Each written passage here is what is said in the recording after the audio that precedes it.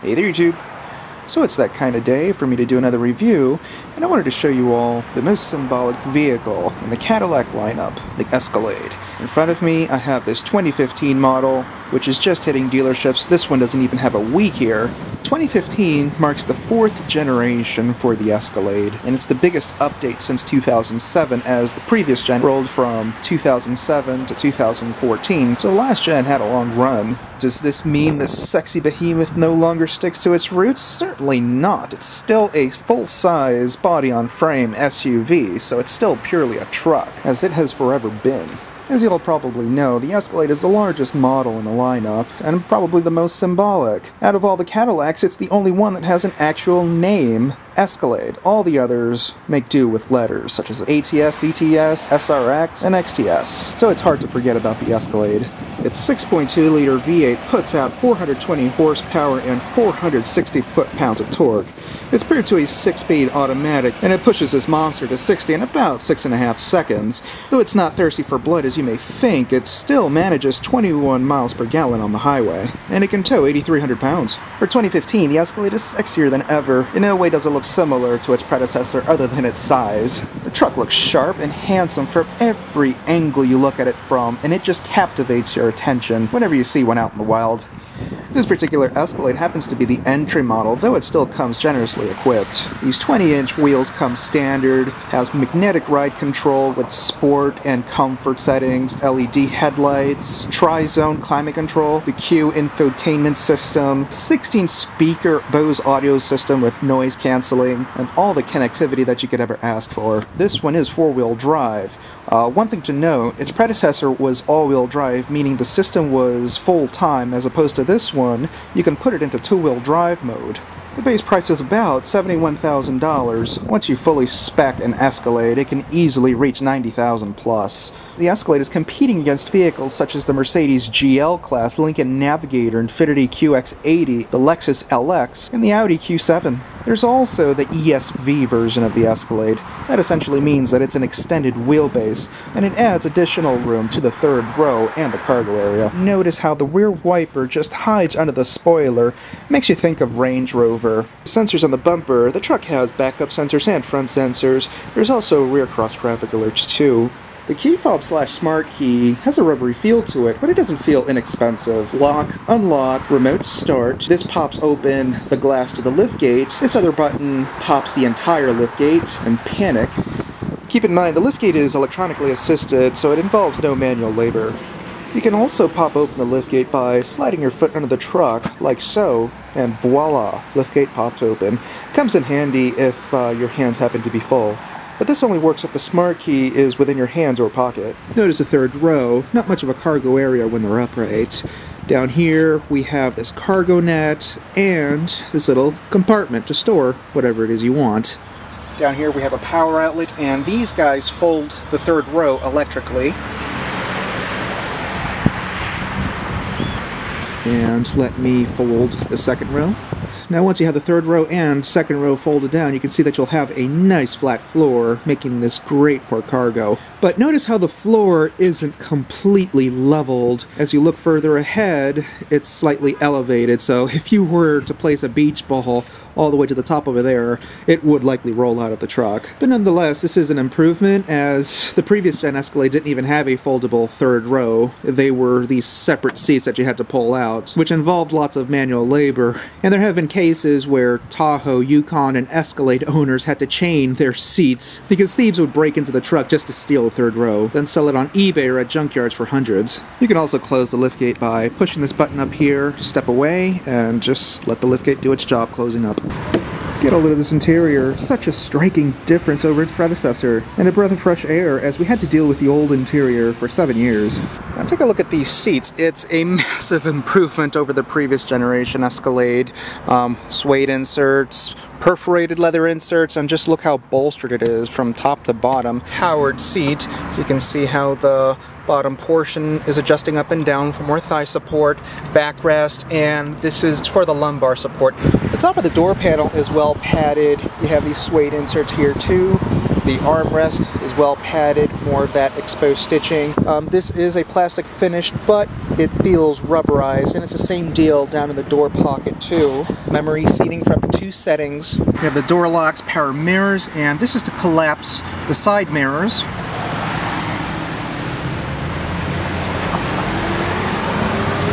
Turn signals on the mirrors too. All 4 windows have an auto down function, but in addition, the front windows have an auto up function too. Window lock, and this seems to be the child lock. Now the key fob / smart key is within my pocket. There's no place to insert it other than within a cubby or your pocket again. Foot on the brake and start it up.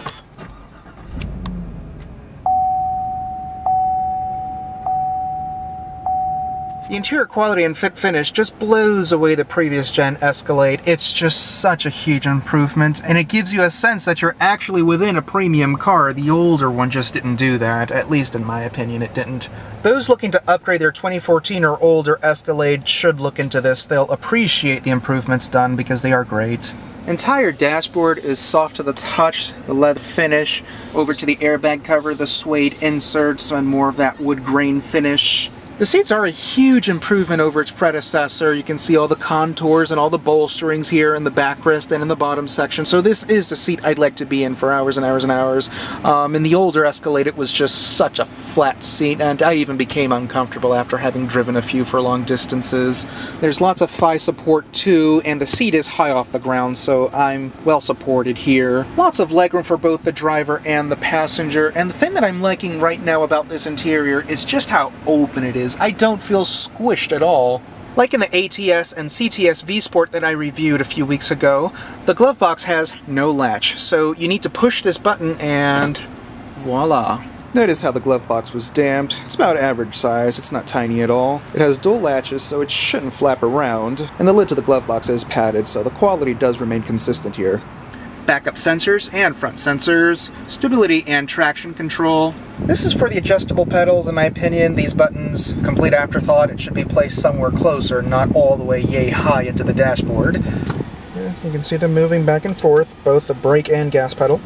This is to adjust the suspension. It has a sport and touring mode. Right now it was in sport. The suspension was stiffened up a little bit just to give it a sportier feel. Put it back into tour would just make the ride softer. Now once again we're looking at the Q infotainment system, no different at all than in the ATS and CTS I reviewed, so those who transition between any model throughout Cadillac will be quite familiar with the system and will know exactly what to do because everything is pretty much identical. They really wanted to make this system work as if it were like a tablet. Just swipe over to the left and you can see how you have more options, almost like as if you're working an iPad, but obviously it's not as fluid as an iPad. You can see how it stutters somewhat.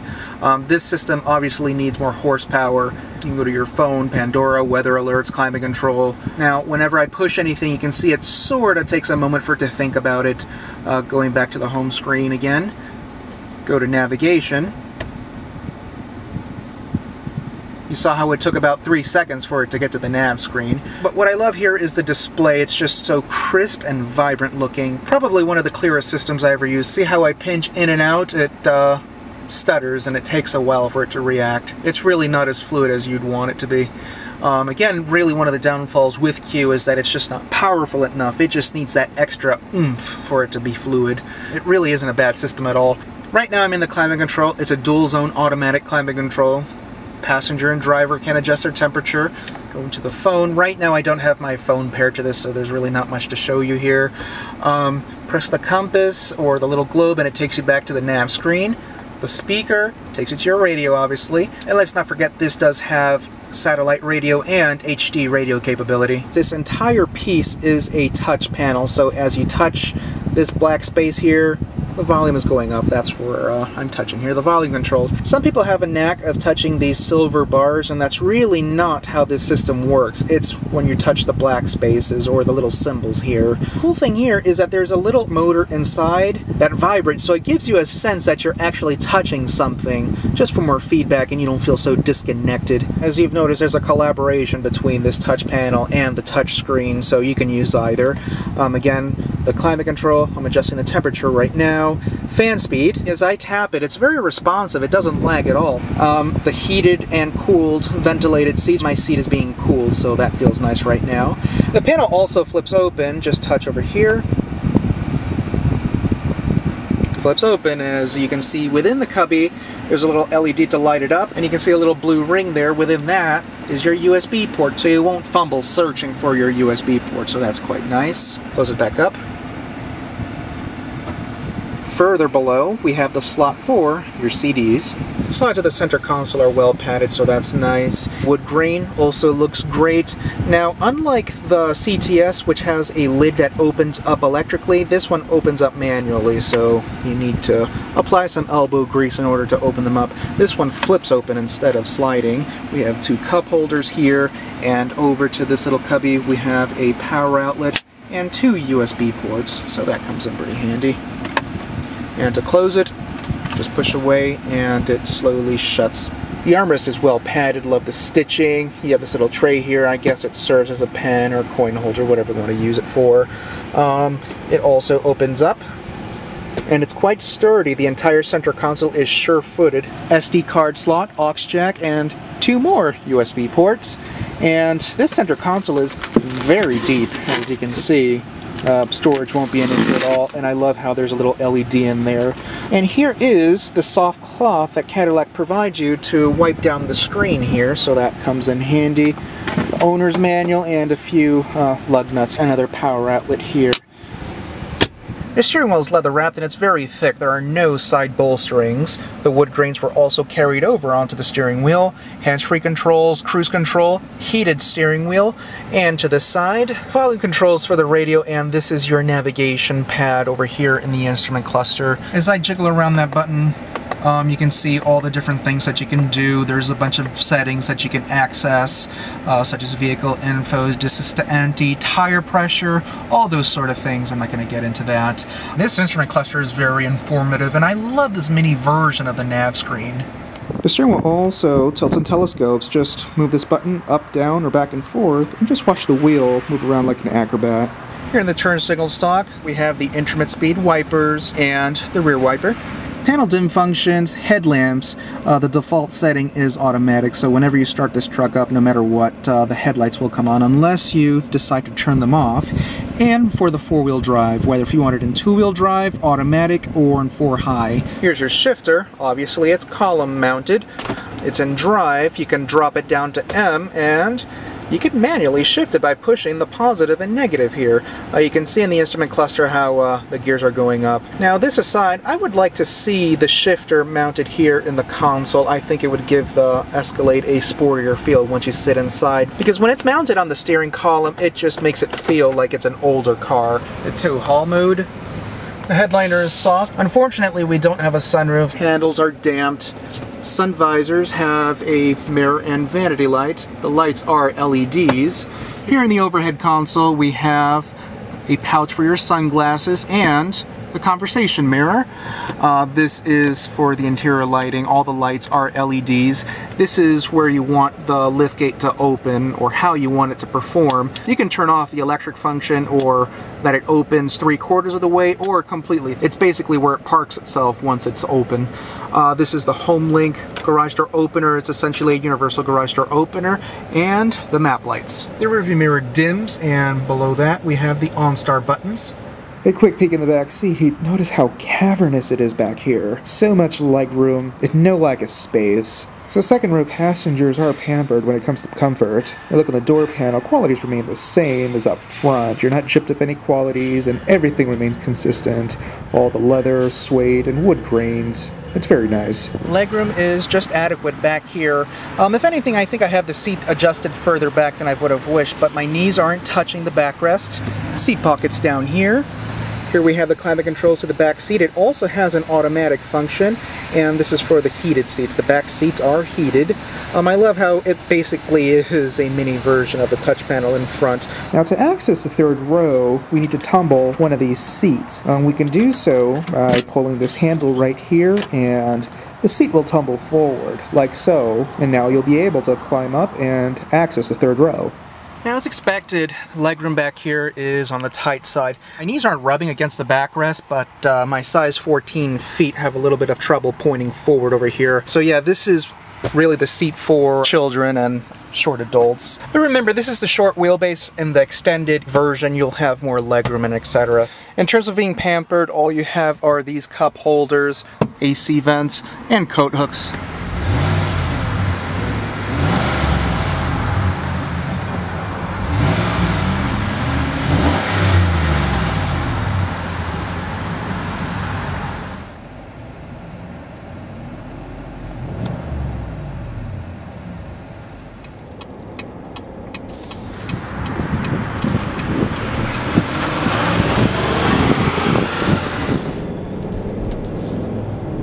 If you guys probably know, this isn't my first time driving an Escalade. I've driven a few of the previous gen, so I do have some backbone when it comes to experience in driving these. First impressions, nothing too mind-blowing. It rides about the same as the older truck, but better actually. The ride is quieter, it doesn't feel as wallowy thanks to the sport settings of the suspension.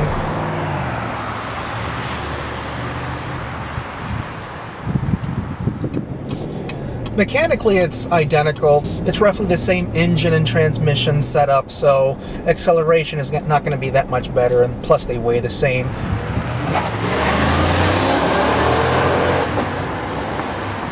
The suspension is also the same. In back, we're dealing with that live axle.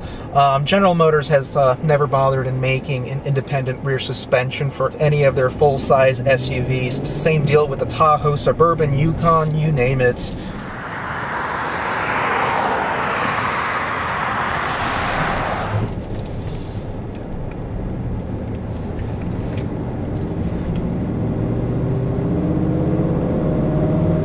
I do love the growl of this engine. It just sounds amazing when you nail it. Just any input of the throttle and you just hear very authoritative. Excellent pickup too, has loads of low-end torque thanks to that 6.2 liter V8.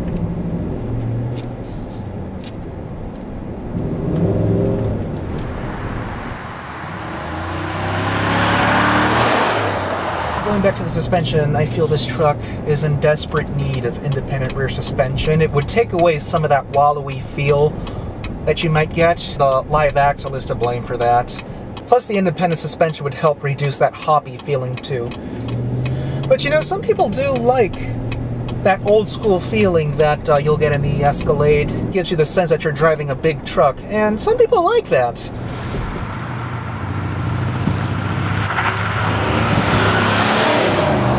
On a smooth road like I'm driving on right now, this truck just rides beautifully.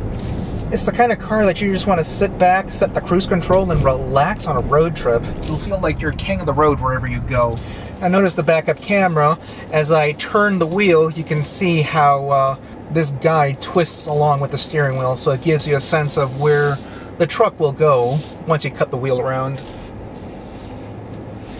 I'm at the end of an aisle of parking spaces. I'm going to cut the wheel all the way to the left, and we're going to see how many parking spaces does this thing need to get into another one. After driving this thing for the last hour, it has a great turning radius, and I'm just curious to see just how sharp it really is.